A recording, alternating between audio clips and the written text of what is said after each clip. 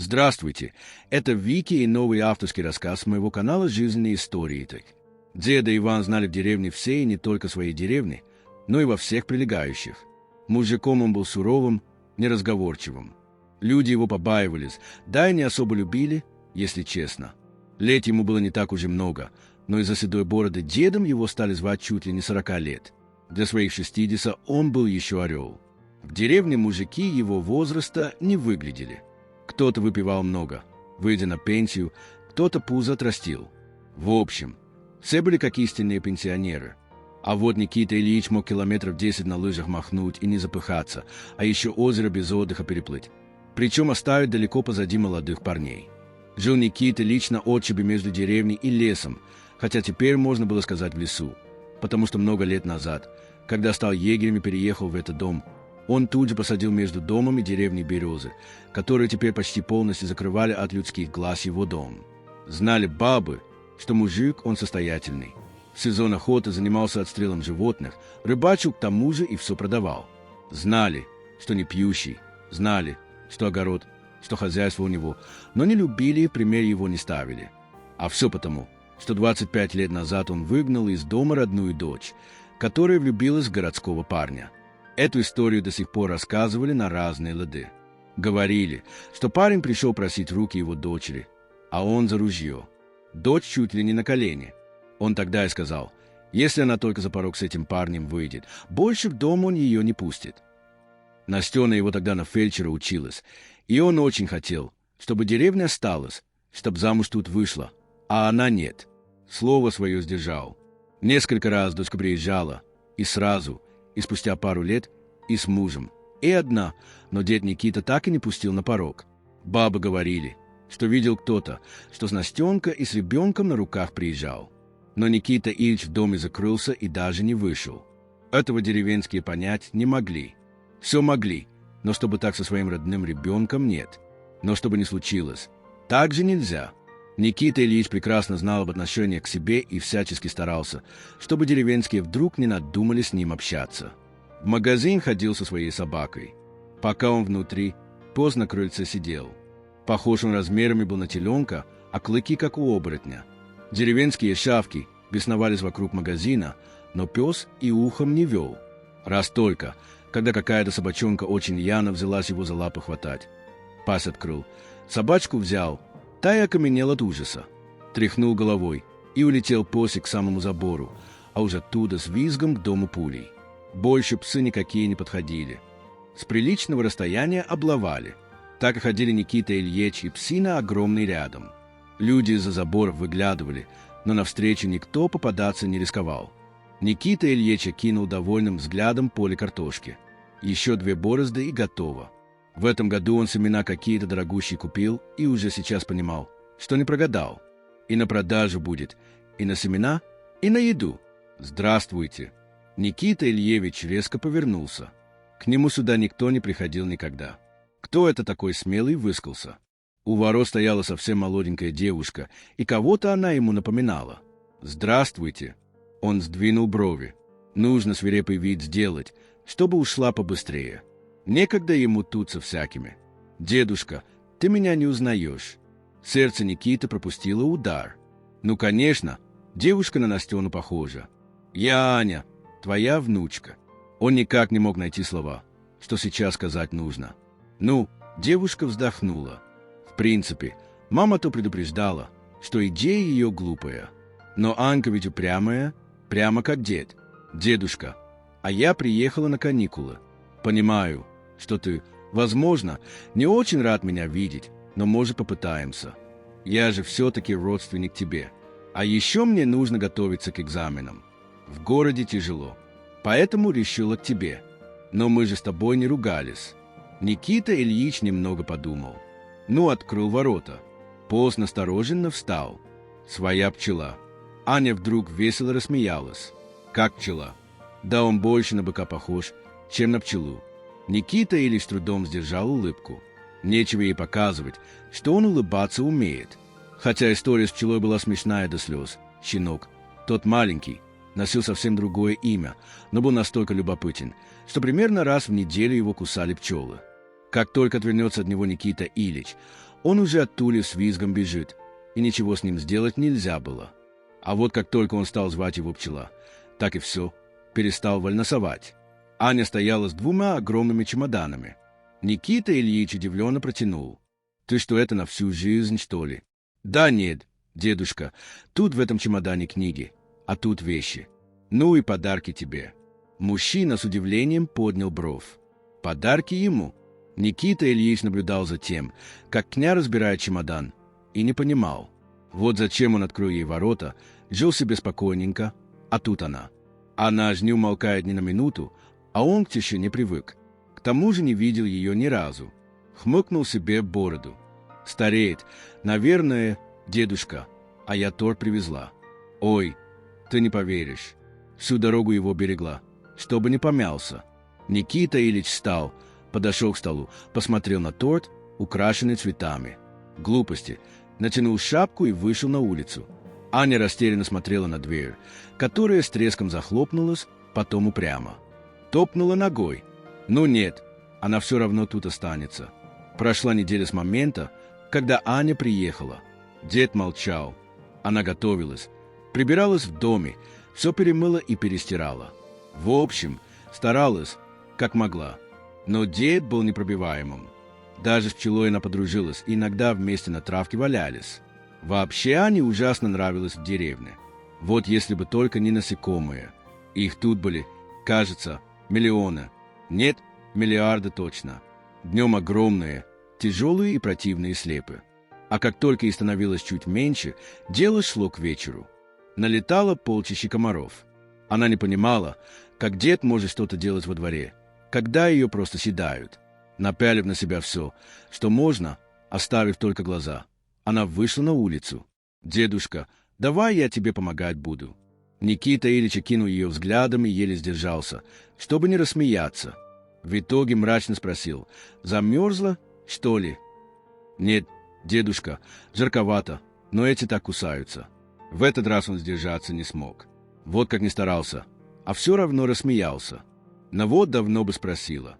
Он протянул ей какую-то баночку. «А это что?» «Это мазь такая от комаров и прочей нечисти. Тут лица вокруг много насекомых. Вот местные придумали. Чуть мазни, и никто к тебе не пристанет». Это была непривычно долгая речь для Никиты Ильича. Он сам на себя рассердился и поддался к дому. Анька, неугомонная, следом решила, что упускать случай, когда дед заговорил это преступление. «Дедушка, а я вкусный салат сделала. Давай поужинаем вместе». Никита повернулся к ней, намереваясь отказать. Он привык есть один, но, увидев глаза Настены, увидев выражение глаз, сдался, вот как будто сдулся. «Не отстанешь ведь, а?» Аня даже подпрыгнула. Она носилась между холодильником, печкой и столом, как метеор, а Никита Ильич с удовольствием отметил про себя, что руки и ноги внучки растут откуда надо. Он сел за накрытый стол и даже брови поднял. «А это вот что такое. Это, дедушка, креветки. Я их панировки жарю. Такая вкуснятина». А это он указал на другое блюдо. «Это салат из фунчозы. Господи боже ты мой, а нормальной еды нету». Аня рассмеялась. «Есть, конечно. Вот курочка жареная, картошка по-деревенски. А что это за праздник такой? Что ты столько всего наготовила? А это я тебе чуть позже скажу». Аня хитро улыбнулась. Никита Ильич хмыкнул. Ну как с ней сохранять мрачность и серьезность? Аня же порыла в своем необъятном чемодане и достала красивую бутылку. «Дедушка, а это тебе папа прислал. Из Испании привез». Никита Ильевич выронил вилку. Зятя своего он видел пару раз, когда тот еще и зятем то не был. В первый раз Никита молчал, думал, что дочь одумается. Но знала ведь, как отец хотел, чтобы она в деревне осталась. А во второй раз Никита зятя ружьем проводил и приказал ему дорогу к ним забыть. Пальнул еще пару раз вверх, а утром проснулся. Настены нет. Осталась только записка. Он тогда заплакал. Жена его, Маша, которая умерла сразу после родов, говорила ему: «Ники, не плачь. Я вместо себя тебе на стенку оставляю. Она будет рядом с тобой. О ней думай». Он и думал, и пеленки стирал, и буквы с ней учил. А теперь не нужен отец стал. Променяла на какого-то хлыща городского. Настена приезжала несколько раз и с ним, и без него, но Никита Ильич на порог не пускал. Ну, раз там ей лучше, что сюда приезжать, то понимал, что, наверное, был неправ, но, как говорится, закусил уже у дела. И что он там делал в своей Испании? Ой, дедушка, папа у нас часто по заграницам ездит, помогает запускать заводы. Ишь ты, отравленная, небось. А дед вертел в руках бутылку, а Аня внутренне ликовала. Она вообще думала, что дед ее просто выбросит. «Дедушка, ну что ты такое говоришь? Ты знаешь вообще, сколько у меня для тебя подарков? Кстати, ты так и не вспомнил, что сегодня за день». «Да». Никита Ильич удивленно уставился на внучку. «Всем хороша девка, но как загадки загадывать, так она первая. Ладно, тогда продолжаем с подарками. Вот, держи. Это мама тебе прислала». Никита Ильич повертел в руках какую-то штуковину, похожую на маленький бочонок. Потом на что-то там нажал, и дом наполнился музыкой. Аня захлопала в ладоши. «Вот, бери. Это, дедушка, колонка такая. Можно с собой в лес брать. А на 10 часов без зарядки тебя веселить будет. А что меня веселит, то?» Он поставил странную штуку на стол. Аня продолжала доставать новые. Когда дело дошло до 2 больших галош, склеенных вместе и шевелящихся, который Аня назвала массажером для ног, Никита Ильич рассмеялся. «Ой, я не могу с вами. Вы 5 километров хотя бы махните по лесу, и никакой массажер не нужен будет». Аня расстроилась. Ничего не понравилось. Дед встал. «Да чему тут нравится?» Аня всхлипнула. «Дедушка, но у тебя же сегодня день рождения». Никита замер. А ведь и правда забыл. Впрочем, как и в прошлом году, как и 3 года назад, и даже 5, он снова сел. «Ладно, пригублю отравы вашей. Может, с 1 рюмки то не окочурюсь». Аня закатила глаза, вздохнула. «Дедушка, а расскажи, почему вы с мамой поссорились?» Дед крякнул. Напиток оказался крепким. Приятное тепло пошло по телу. «А что же она тебе не рассказала?» «Нет, дедушка, сказала, что ты на нее обиделся, и все. И папа не рассказывал. Они оба все время молчат, хотя вспоминают про тебя. Вспоминают, проклинают, наверное. Нет, дедушка, мама все время переживает, что ты заболеешь и помочь будет некому. А папа переживает, что тебе дров не заготовить или до магазина далеко». Никита Ильич резко встал. Видимо, настойка слишком крепкой оказалась. Хотелось прямо рыдать. Аню обнять, но нет. Он такой слабости себе не позволит. А утром проснулся. Аня еще спала. Странно. Обычно всегда раньше него вскакивала. Подошел к ее постели. А щеки какие-то очень красные. Положил руку на лоб и отдернул испуганно. Аня вся горела. «Ух ты ж, Аня! Аня!» Девушка открыла глаза. «Ой, дед, лето что ли кончилось?» Холодно так. Ее начало бить дрожь. Никита сунул ноги в голыши. «Я сейчас 5 минут жди». Он вылетел на улицу. Его из самого колотило. Как же так? Как она заболеть-то умудрилась? Дед рванул в деревню. Сам он никогда не обращался к местным лекарям, сам себя лечил. Но сейчас дело другое. Сейчас Анечка, внучка его, захворала.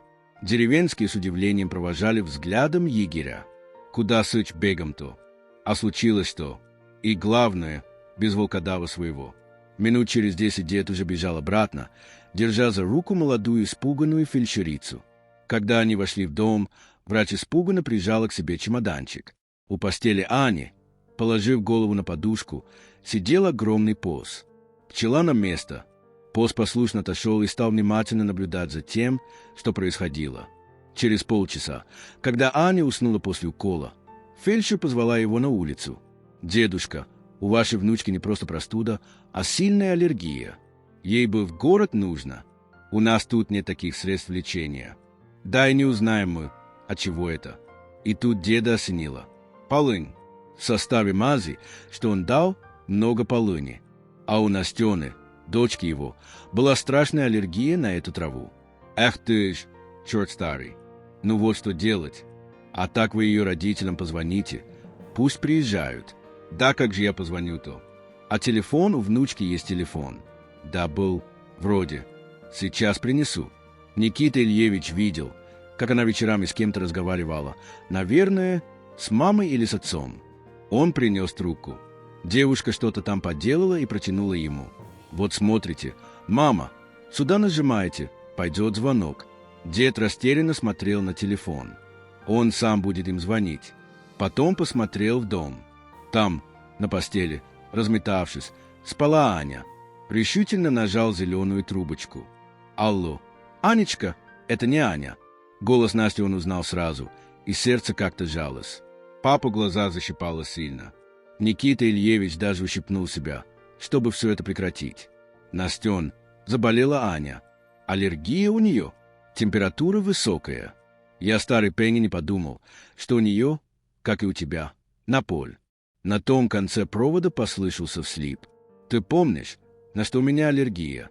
Пап, у Насти в сумке таблетки есть большие, такие зеленые. У нее же аллергия на Палмира. Ты найди, дай ей.